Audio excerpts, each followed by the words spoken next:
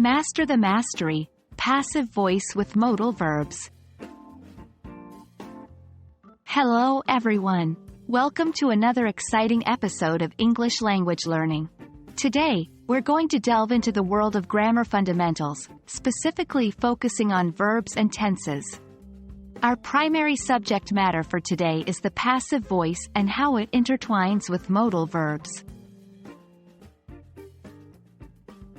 Before we get to the main topic, let's revisit what the passive voice and modal verbs are.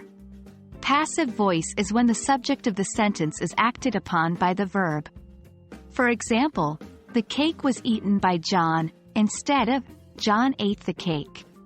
Modal verbs, on the other hand, are auxiliary verbs that express necessity, possibility, permission, or ability.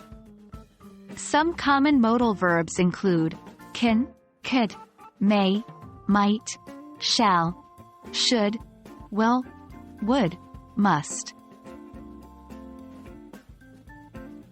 Now that we've refreshed our memory on the individual concepts, it's time to explore how these two can be combined.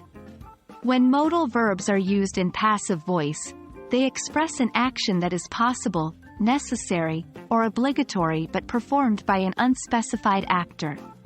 For instance, consider the sentence, "The report must be submitted by Friday."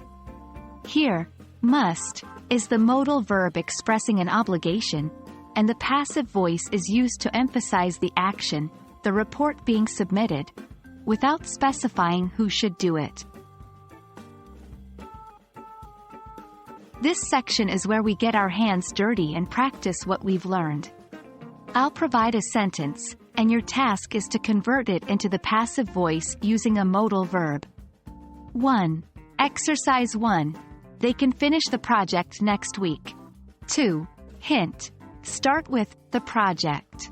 3. Exercise 2. She should prepare the presentation. 4. Hint. Start with the presentation.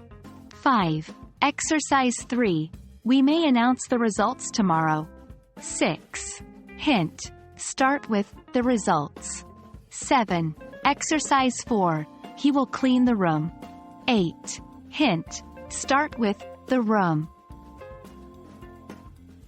Take your time to think about each exercise and write down your answers. When you're ready, move on to the next section for the solutions. Let's take a look at how we did on the practice exercises. 1. Exercise 1 solution. The project can be finished next week. 2. Exercise 2 solution. The presentation should be prepared. 3. Exercise 3 solution. The results may be announced tomorrow. 4. Exercise 4 solution. The room will be cleaned. If you got them all right, fantastic work.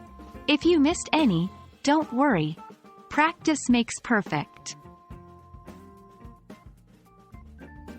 That's all for today's episode. We hope this deep dive into the passive voice and modal verbs has been helpful.